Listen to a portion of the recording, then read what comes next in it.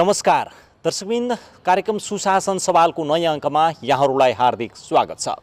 अख्तियार दुरुपयोग अनुसन्धान आयोग र नेपाल टेलिभिजनको संयुक्त प्रस्तुति कार्यक्रम सुशासन सवालमा विशेष गरी हामीले सरकारी र सार्वजनिक निकायबाट प्रवाह हुने सेवा, विकास निर्माण, राजस्व सङ्कलन, सार्वजनिक सेवा प्रवाह सँगसँगै अख्तियार दुरुपयोग अनुसन्धान आयोगका साप्ताहिक गतिविधि पनि प्रस्तुत गर्दै आइरहेका छौँ।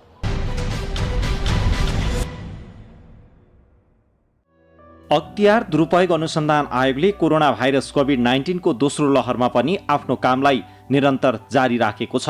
अख्तियार दुरुपयोग अनुसन्धान आयोगले कोभिड-19 का कारण धेरै क्षेत्र प्रभावित हुँदा पनि आफ्नो सेवा प्रवाहलाई निरन्तर जारी राखेको बताएको छ। आयोगले आफ्नो कामलाई सूचना प्रविधिको अधिकतम उपभोग गर्दै सम्पादन गरिरहेको बताएको छ। आयोगले अख्तियारमा उजुरी दिने पद्धतिलाई सूचना प्रविधि मैत्री बनाएको छ भने आफ्ना आन्तरिक काम कारबाहीलाई पनि सूचना प्रविधि मैत्री बनाउँदै अगाडि बढिरहेको छ। यसै सन्दर्भमा अहिले कोरोना भाइरसको महामारीका कारण प्रत्यक्ष रूपमा भेटेर कार्य सम्पादन गर्न असहज भइरहेको सन्दर्भमा आयोगले आफ्ना कामहरूलाई थप सूचना प्रविधि मैत्री बनाउँदै गइरहेको बताएको हो। आयोगका काम कारबाहीलाई अझै सूचना प्रविधि मैत्री बनाउँदै जाने आयोगले बताएको छ। आफ्ना कामहरूलाई सूचना प्रविधिको माध्यमबाट सम्पादन गर्दा सेवा प्रवाह छिटो, छरितो र पारदर्शी बनाउनका साथै आफ्नो कार्य सम्पादनलाई अझै प्रभावकारी बनाउन सहयोग पुगेको आयोगले बताएको छ।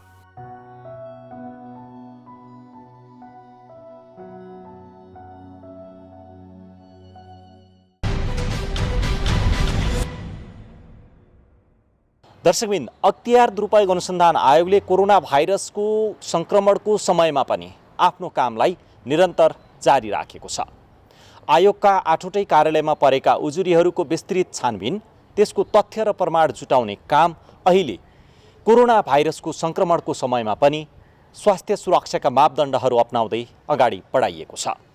यसैगरी अहिले कोरोना कालमै आयोगमा पर्ने उजुरीहरूको छानबिन र विस्तृत अध्ययन पनि भइरहेको छ। आयोगले आगामी दिनमा पनि अख्तियार दुरुपयोग अनुसन्धान आयोगमा परेका उजुरी र पर्ने उजुरी उप हुने छानबिनलाई अझै तथ्यपूर्ण र विस्तृत अनुसन्धान गर्नुपर्ने विषयहरूलाई पनि अगाडि बढाउँदै जाने बताएको छ। कोरोनाबाट सुरक्षित रहँदै आफ्ना गतिविधिहरू आठवटै कार्यालयबाट अख्तियारले अगाडि बढाएको बताएको छ। दर्शकवृन्द, यो सँगै आज हामीले फरक विषय र प्रसङ्ग उठाउने जमर्को गरेका छौँ कार्यक्रम सुशासन सवालमा।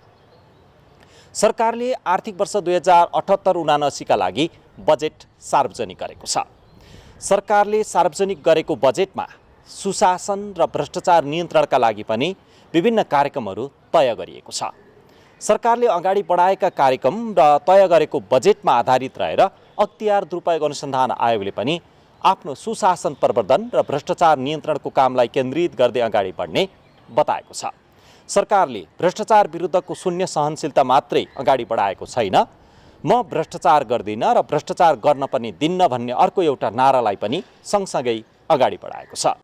सरकारले नागरिक मैत्री सुशासनयुक्त सेवा प्रवाह र गुणस्तरीय विकास निर्माणका लागि आफ्नो सम्पूर्ण ध्यान केन्द्रित गर्ने प्रतिबद्धता जनाएको छ। सार्वजनिक सेवालाई सर्वसुलभ, छरितो र प्रविधि मैत्री बनाउँदै भ्रष्टाचार नियन्त्रण र सुशासन प्रवर्धनलाई जोड दिएको छ। भ्रष्टाचार विरुद्धको शून्य सहनशीलतालाई उच्च प्राथमिकतामा राखेको सरकारले बजेट तथा कार्यक्रमहरूमा सुशासन प्रवर्धन र भ्रष्टाचार नियन्त्रणका बहुआयामिक विषयहरूलाई बजेट विनियोजन गरेको छ। सरकारले अहिले प्राप्त उपलब्धिहरूलाई संस्थागत गर्दै आगामी दिनमा सेवा प्रवाहलाई प्रविधि मैत्री, छिटो, छरितो, पारदर्शी र गुणस्तरीय बनाउन आवश्यक सम्पूर्ण कार्यलाई जोड दिएको छ। सार्वजनिक तथा निजी क्षेत्रबाट प्रवाह गरिने सेवालाई छिटो, छरितो, सर्वसुलभ, पहुँचयोग्य र प्रविधि मैत्री बनाउन सरकारले सूचना प्रविधिको प्रयोगलाई उच्च प्राथमिकतामा राखेको छ।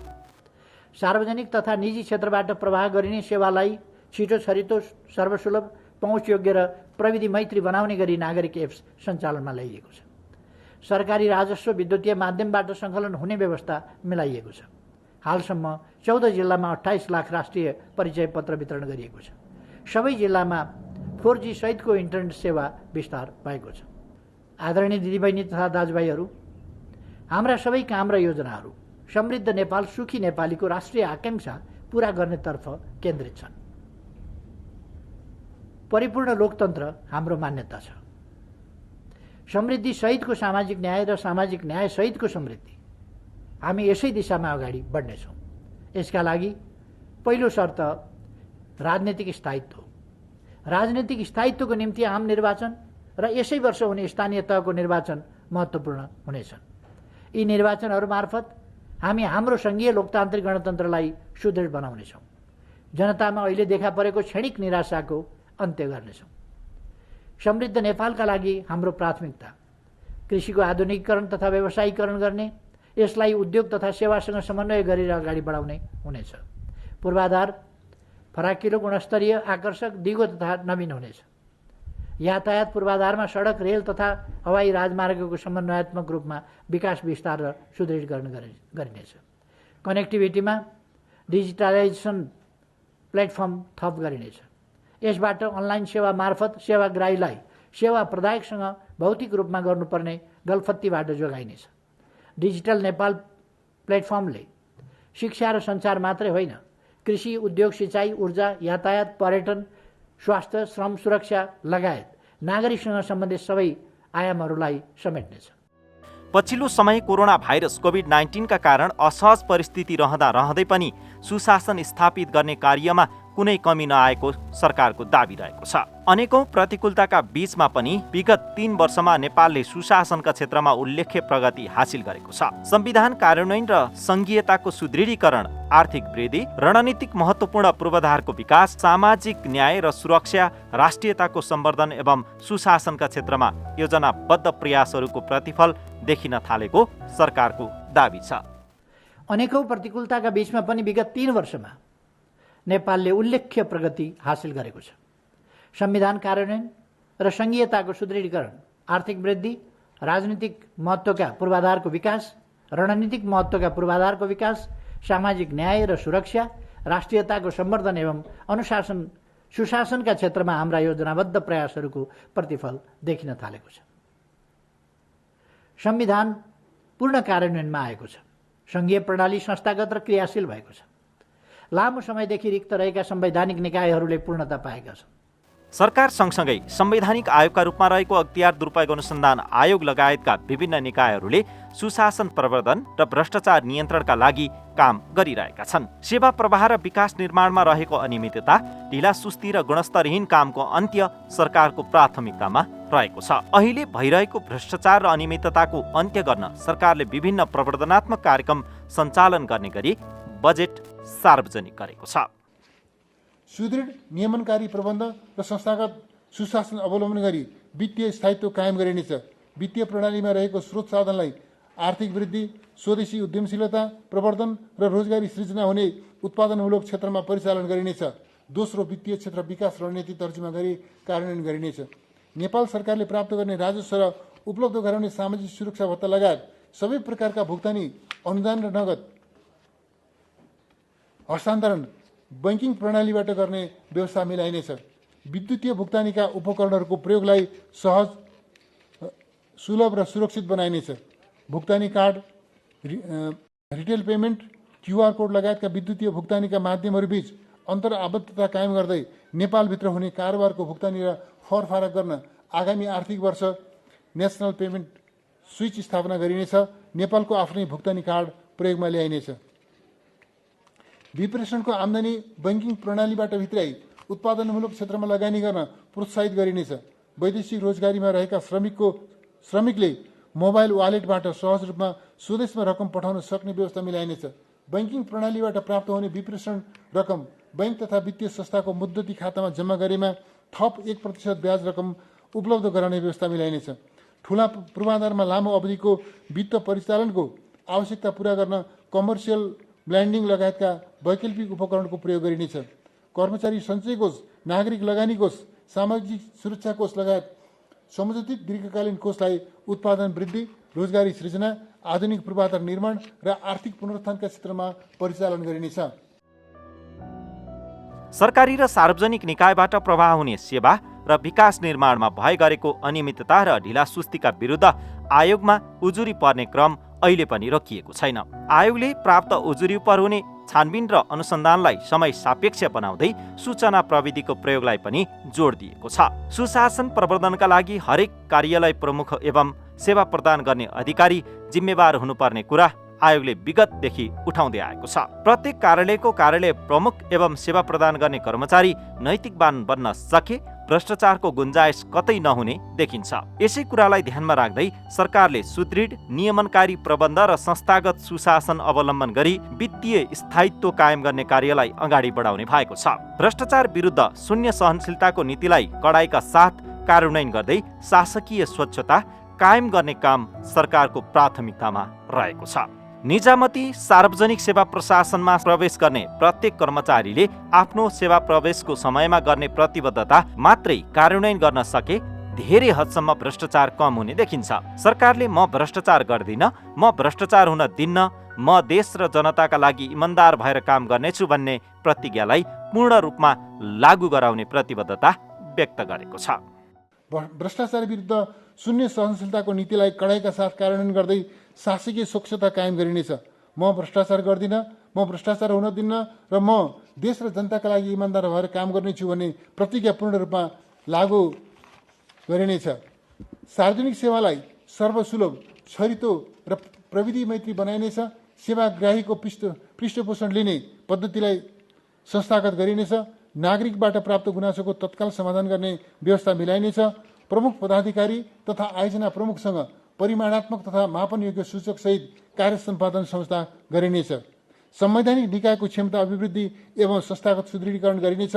भौतिक पूर्वाधार तयार हुन बाँकी रहेका संवैधानिक निकायको निमित्त काठमाडौँ उपत्यकाभित्रका उपयुक्त स्थानमा जग्गा व्यवस्था गरी पूर्वाधार निर्माण गरिनेछ।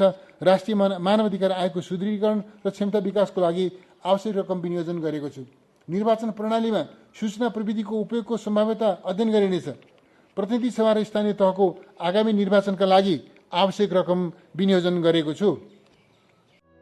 अहिले पनि कतिपय सरकारी र सार्वजनिक निकायको सेवा लिने र दिने भेटेरै काम गर्नुपर्ने बाध्यता रहेको छ। सेवाग्राही र सेवा प्रवाह गर्ने अधिकारी बीच जति सक्दो कम भेटघाट गराएर सेवा प्रवाहमा भइरहेको भ्रष्टाचार अन्त्य गर्ने सोचका साथ सरकारले सार्वजनिक सेवालाई सर्वसुलभ, छरितो र प्रविधि मैत्री बनाउने काम तीव्र रूपमा भइरहेको बताएको छ। सेवाग्राहीको पृष्ठपोषण लिने पद्धतिलाई संस्थागत गर्न सके सुशासन प्रवर्धन गर्न सकिनेछ।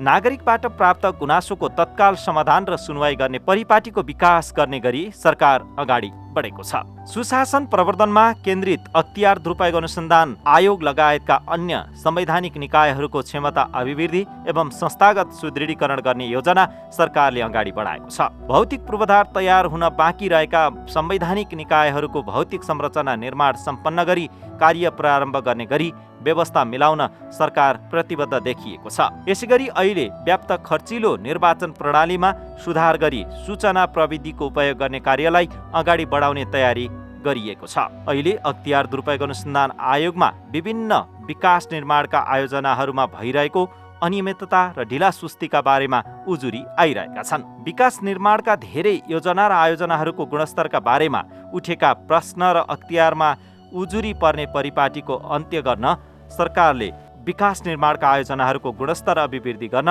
राष्ट्रिय सतर्कता केन्द्र मार्फत प्राविधिक परीक्षणको दायरा विस्तार गर्ने योजना पनि अगाडि बढाएको छ। पूर्वाधार आयोजनाको गुणस्तर अभिवृद्धि गर्न राष्ट्रिय सतर्कता केन्द्र मार्फत प्राविधिक परीक्षणको दायरा विस्तार गरिनेछ। विकास नीति तथा योजना तर्जुमा, तहगत समन्वय, नीति अनुसन्धान र कार्यान्वयनको अनुगमन तथा मूल्याङ्कनमा राष्ट्रिय योजनाको भूमिकालाई सुदृढ तुल्याइनेछ। 15 योजनाको मध्यावधि मूल्याङ्कन गरिनेछ। नेपाल अधिकम विकसित बाट विकासशील राष्ट्रमा स्तरोन्नतिको लागि छनौट भएपछिको संक्रमणकालीन अवधिमा अनुदान सहायता, व्यापार सहुलियत, अन्तर्राष्ट्रिय मञ्चमा प्रतिनिधित्वको अवसर लगायतका क्षेत्रमा पर्ने असरलाई व्यवस्थापन गर्दै छुट्टै कार्ययोजना तर्जुमा गरी कार्यान्वयन गरिनेछ। सरकारका विभिन्न निकायबीच भएको सूचनालाई एकीकृत गरी तथ्याङ्कको सुरक्षित भण्डारण गरिनेछ। बिग डाटा प्रशोधन क्षमता विकास गरिनेछ। खुला तथ्याङ्कको अवधारणालाई क्रमशः कार्यान्वयन गरिनेछ। सरकारले भ्रष्टाचार विरुद्ध लिएको शून्य सहनशीलता र सुशासनलाई दिएको प्राथमिकताले अख्तियार दुरुपयोग अनुसन्धान आयोगलाई पनि काम गर्न सहजता मिलेको छ। संवैधानिक आयोगका रूपमा रहेको अख्तियारले भ्रष्टाचार विरुद्ध सरकार, सरकारवाला निकाय र आम नागरिकको साझा प्रतिबद्धता हुँदा सुशासन प्रवर्धन सम्भव रहेको बताएको छ।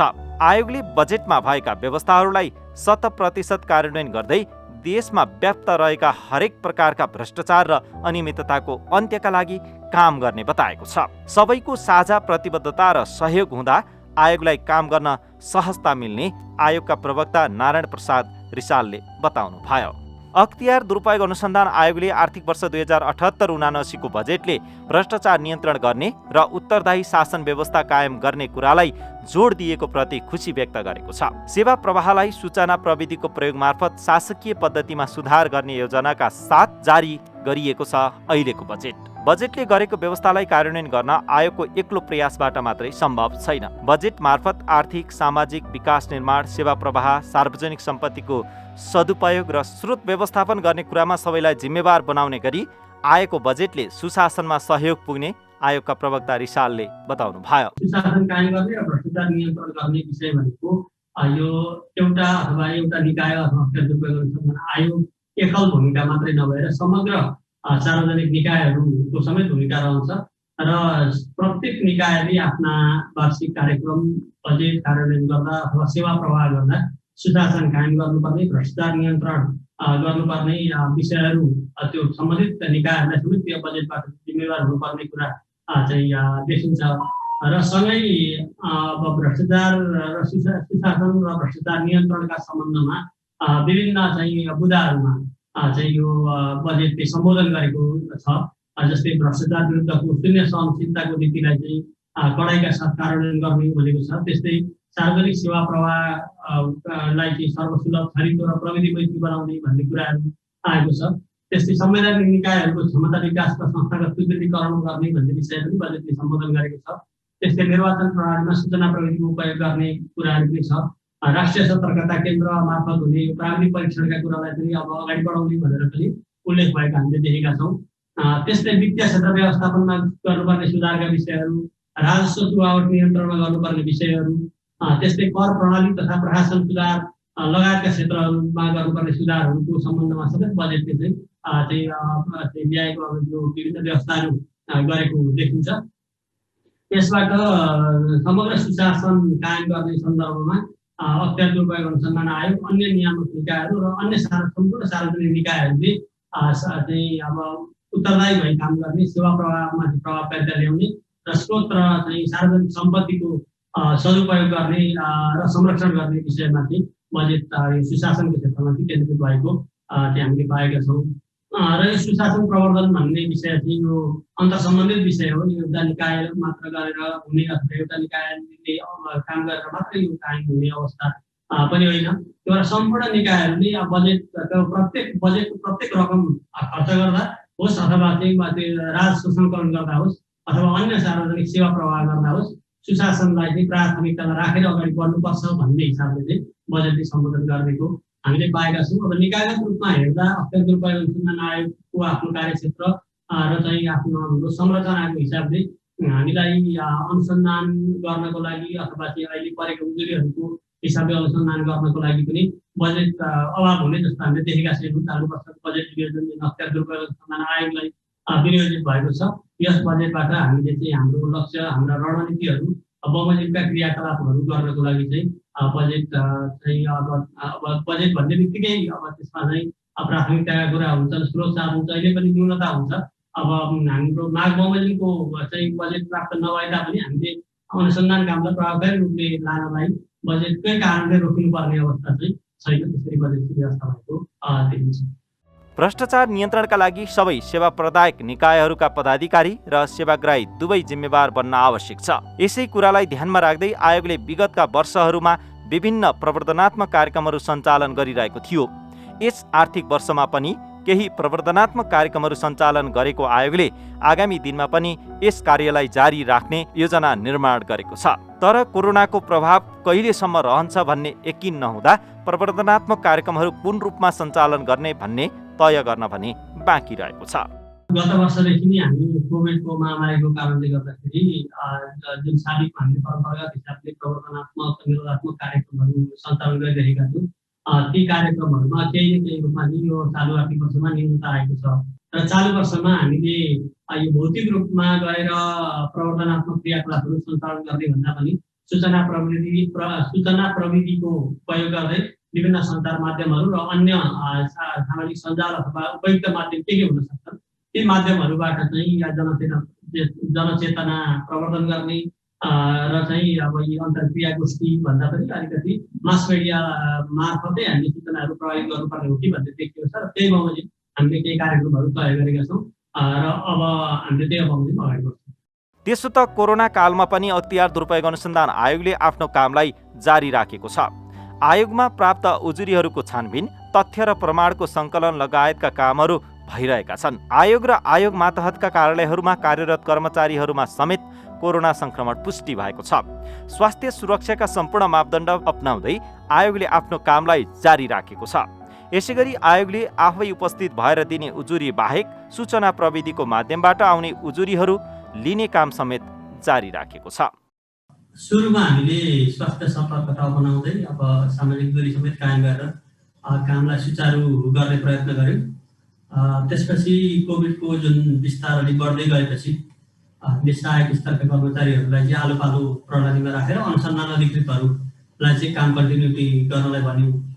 तर त्यसरी गर्दा गर्दै पनि आयोगकै कर्मचारीहरूमा पनि समेत सङ्क्रमण देखिन थाल्यो।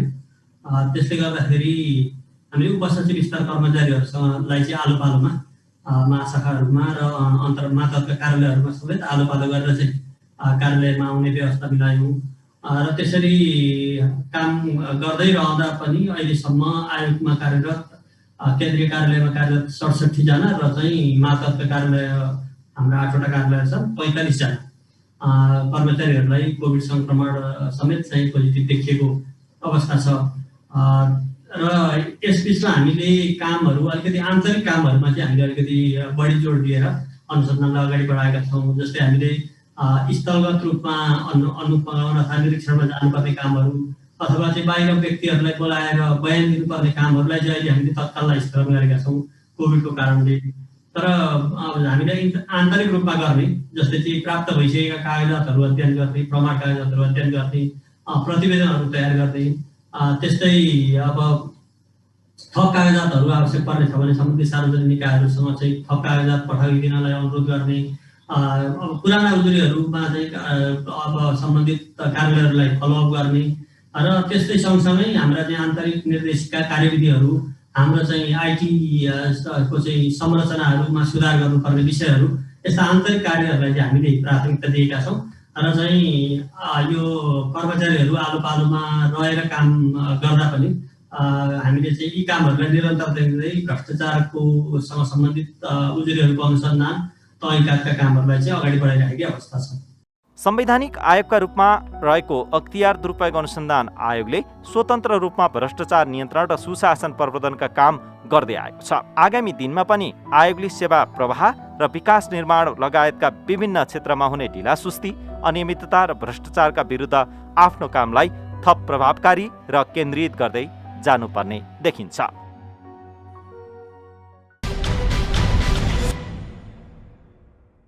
तपाईँ हामी सबै यो देशको विकास, समृद्धि र सुशासनका लागि सँगसँगै अगाडि बढ्यौँ भने साँच्चीकै सुशासनयुक्त सेवा र समाज निर्माणका लागि सहयोग पुग्नेछ।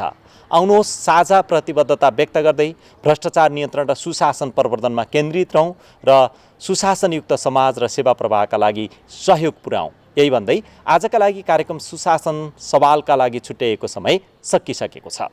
तपाईले यो कार्यक्रम नेपाल टेलिभिजनको वेबसाइट www.ntv.org.np त्यस्तै गरेर मोबाइल एप्स, अख्तियार दुरुपयोग अनुसन्धान आयोगको फेसबुक पेज, युट्युब च्यानल र वेबसाइटमा पनि हेर्न सक्नुहुन्छ भन्दै हामी सबैलाई बिदा दिनुहोस्। अर्को साता नयाँ विषयवस्तुका साथमा उपस्थित हुनेछौँ।